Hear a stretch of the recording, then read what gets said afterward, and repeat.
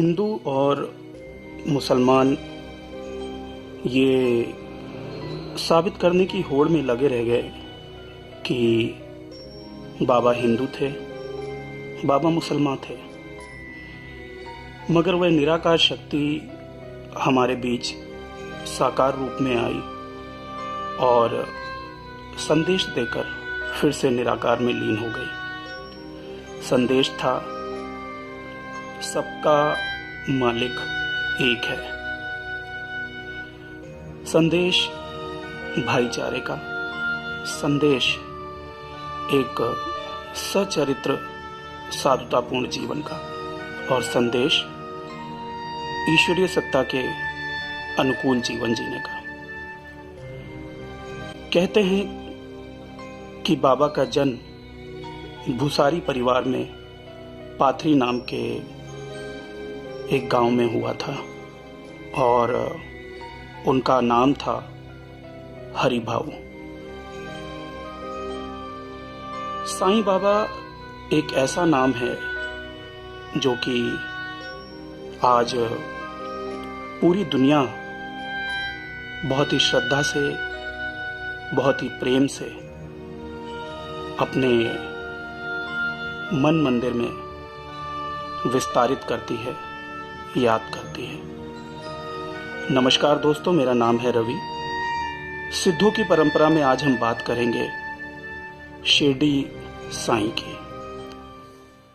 इससे पहले कि मैं बाबा के जीवन के विषय में आपके साथ कुछ बातें साझा करूं, अपने सभी प्रिय मित्रों से मैं कुछ कहना चाहूँगा। मैं कहना चाहूँगा कि दोस्तों, इन वीडियोस को बनाने के पीछे मेरा मकसद या हमारी टीम का मकसद आपको किसी पर्टिकुलर मिस्टिक के बारे में, किसी पर्टिकुलर साधु के बारे में जानकारी उपलब्ध कराना नहीं है।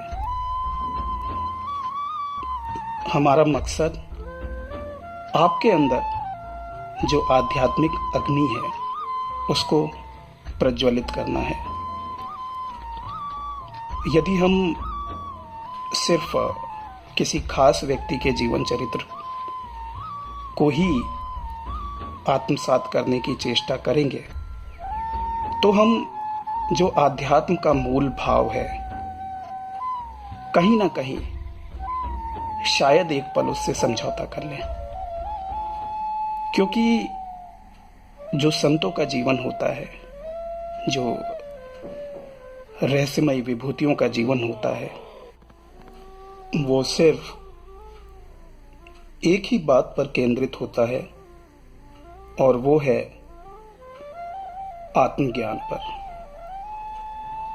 चेहरे अलग अलग हैं परंतु जीवन का चरित्र एक ही है और वो है आत्मज्ञान की पराकाष्ठा और ईश्वरीय मार्ग का दर्शन।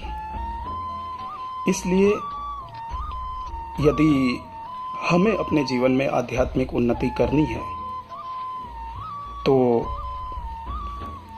चाहे वो कोई भी संत हो, हम उनके जीवन से जो अपने लिए ज़रूरी बातें हैं अपनी आध्यात्मिक उन्नति के लिए, उनको ग्रहण कर सकते हैं। हालांकि मैं इस बात से भी सहमत हूँ कि अलग अलग व्यक्तित्व अलग अलग लोगों को अपने विश्वास के अनुकूल अलग तरह से प्रभावित करते हैं और जिसकी विचारधारा जैसी होती है, जिसका विश्वास जिसमें होता है, वो विश्वास कई बार व्यक्तिगत स्तर पर एक अलग ही प्रतिफलन की स्थिति में ले जाता है। हम कोशिश करेंगे कि संतों के जीवन के उस हिस्से को आपके सामने रखें जो कि आपकी आध्यात्मिक चेतना को और ज़्यादा सघन करे और आपका विश्वास आध्यात्मिक सत्ता में, ईश्वरीय सत्ता में न सिर्फ बढ़े बल्कि इस मार्ग का अनुसरण करके आप अपने परम गंतव्य तक पहुंचे। तो दोस्तों, ये तो थी चंद शब्द जो मैंने आपके साथ साझा किए। अब बात करते हैं परम गुरु शिरडी साईनाथ की। वैसे तो साईनाथ के जीवन के विषय में आज की तारीख में हम सभी उनके जीवन के बहुत से पहलुओं से परिचित हैं। उनकी चमत्कारिक शक्तियों से परिचित हैं, परंतु उन्हीं में से कुछ बातें मैं आपके साथ फिर से साझा करूंगा। कहते हैं कि साईं बाबा बहुत ही कम उम्र में शिरडी आए थे और वहां पर उन्होंने कठिन तपश्चर्या की और बचे हुए समय में वो शिरडी के आसपास जंगलों में घूमते रहते थे। वे वहां काफी समय तक एक नीम के पेड़ के नीचे तपस्या करते रहे और फिर एक दिन अचानक चले गए बिना किसी को बताए। एक लंबे अंतराल के बाद साईं बाबा शिरडी फिर वापस आए और इस बार इन्होंने सूफियों की तरह चोला धारण किया हुआ था। साईं बाबा शिरडी आए और सबसे पहले उन्हें एक व्यक्ति ने साईं के नाम से संबोधित कर दिया, जो कि आगे चलकर उनका नाम भी पड़ा। शिरडी के साईं बाबा कभी भी अपने जीवन के विषय में बहुत ज्यादा बात नहीं करते थे और जो थोड़ी बहुत जानकारी उन्होंने दी, वो जानकारी एकदम पुख्ता जानकारी नहीं थी। उन्होंने अपने इतिहास के विषय में अलग अलग बातें कही, क्योंकि शायद वो बहुत महत्वपूर्ण नहीं था। बाबा से जब भी कोई बात पूछता तो वे अक्सर जवाब में कहते अल्लाह मालिक या फिर सबका मालिक एक। बाबा ने अपना ठिकाना एक पुरानी मस्जिद को बनाया जो कि जर्जर अवस्था में थी और उसे वे प्यार से द्वारका माई कहते थे। बाबा अक्सर वहां पर भिक्षा में मिला हुआ तेल लाकर दिए जलाते थे।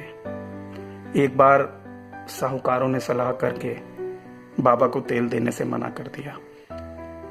बाबा ने कुछ भी नहीं कहा। वे वापस आए और जो थोड़ा पानी रखा हुआ था उसको दियों में डाला, बत्तियां लगाई और बाबा ने पानी से ही दियों को प्रज्वलित कर दिया।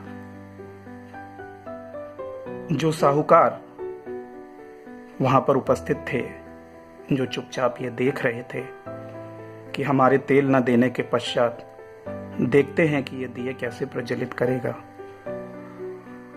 वे आश्चर्य और ग्लानि में डूब गए और उन लोगों ने बाबा से क्षमा मांगी। वे समझ गए कि यह कोई साधारण संत नहीं है, ये हमारे समक्ष एक साधारण रूप में अति असाधारण शक्ति है। एक बार एक व्यक्ति बाबा से मिलने आया और वो बाबा के साथ वार्तालाप में व्यस्त था। तभी एक छिपकली तेज तेज आवाज करने लग गई।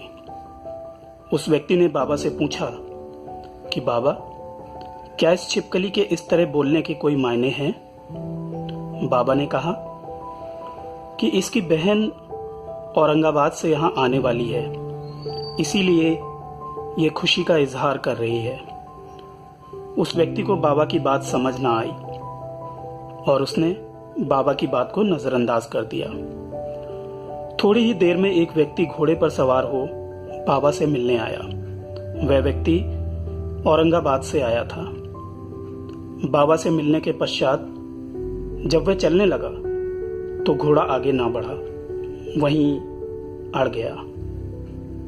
उस व्यक्ति ने सोचा कि शायद यह भूखा है, इसे चने दे देता हूँ। जब उसने चने की पोटली से चने जमीन पर डाले तो एक छिपकली भी उसमें से निकलकर गिरी और वह छिपकली पहले से मौजूद छिपकली के साथ हो ली और दोनों ही एक दूसरे के साथ ऐसे अटखेलियां करने लगी जैसे कि उत्सव मना रही हों। तब जाकर बाबा से मिलने आए व्यक्ति को बाबा की बात का मतलब समझ में आया। शिरडी में बाबा अक्सर एक नीम के वृक्ष के नीचे ध्यान करते थे। एक बार किसी ने पूछा कि बाबा, इस स्थान को आप इतना पसंद क्यों करते हैं, इस स्थान से इतना लगाव क्यों है?